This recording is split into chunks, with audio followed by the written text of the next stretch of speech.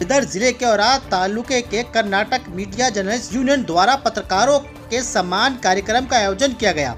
पत्रकारों का सम्मान विविध संगठन द्वारा अमरेश्वर कोऑपरेटिव बैंक, लोक मुद्रा बैंक, विविध संगठनों ने पत्रकारों का सम्मान कर लोकतंत्र में मुख्य दर्जा है, ऐसा विविध संगठनों ने इस कार्यक्रम में भाग लेकर बड़ी ही धूमधाम से मनाया गया।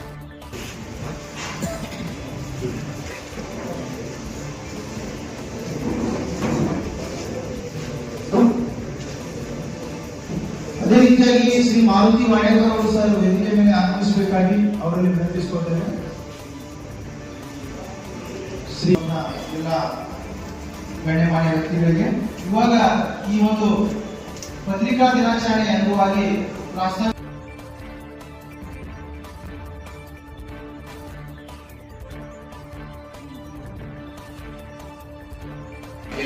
ದೌರ್ಜನ್ಯ ಏನಾಗ್ತಿದೆ, ಹೇಗೆ ಹೊಡಿತಿದ್ದಾರೆ ಅನ್ನೋದು ನಮ್ಮ ಜನಸಾಮಾನ್ಯರಲ್ಲಿ ಬಿಚ್ಚಿರೋದ್ರಲ್ಲೇ ನಮಗೆ ಒಂದು ಸ್ವಾತಂತ್ರ್ಯ ಹೋರಾಟದಲ್ಲಿ ಅಷ್ಟೊಂದು ಜನಕ್ಕೆ ಒಗ್ಗೂಡಿಸಿ ಒಂದು ಸ್ವಾತಂತ್ರ್ಯ ಹೋರಾಟ ಮಾಡಬೇಕು ಅನ್ನೋದು ಮಾಡಿರೋದೇ ಪತ್ರಿಕೆಗಳು ಇದ್ದಿಲ್ಲ ಅಂದರೆ ಒಗ್ಗೂಡಿ ಏನೋ ವಿರುದ್ಧ ಅನ್ಯಾಯ ಆಗ್ತಿದೆ, ಬ್ರಿಟಿಷ್ ಸಾಮ್ರಾಜ್ಯವನ್ನು ಹೊಡೆದು ಓಡಿಸ್ಬೇಕು ಅನ್ನೋದು ಪ್ರಜ್ಞೆ ಕೂಡ ನಮ್ಮ ಜನಸಾಮಾನ್ಯರಲ್ಲಿ ಇರ್ತಿಲ್ಲ.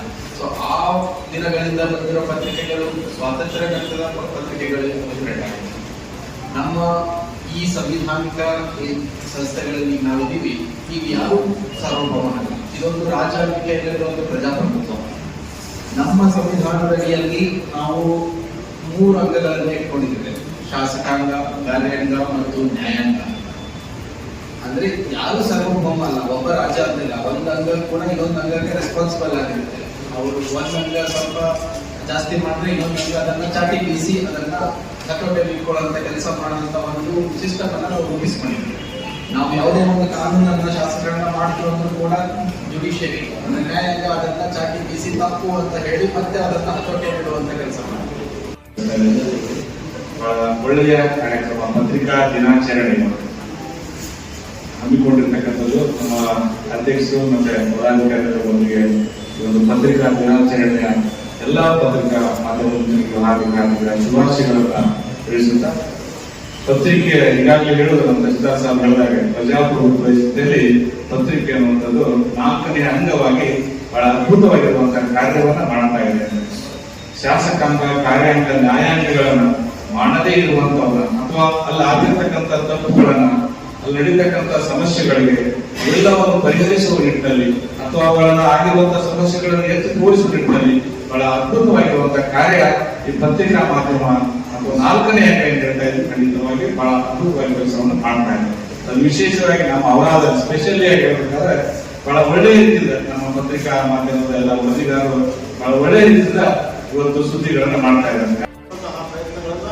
ಪ್ರಯತ್ನಗಳಲ್ಲಿ ನಾವು ಇದ್ದಂಥ ಸಂದರ್ಭದಲ್ಲಿ ಸಾಮಾಜಿಕ ಜಾಲತಾಣ ಏನಿದೆ, ಡಿಜಿಟಲ್ ಯುಗ ಏನಿದೆ, ಅದು ತುಂಬಾನೇ ಸ್ಟ್ರಾಂಗ್ ಆಗೋದ್ರಿಂದ ನಮ್ಮ ಅಸ್ತಿತ್ವ ಉಳಿಸಿಕೊಳ್ಳುವಂತಹ ಪರಿಸ್ಥಿತಿ ಇವತ್ತು ನಮಗೆ ಬಂದಿದೆ.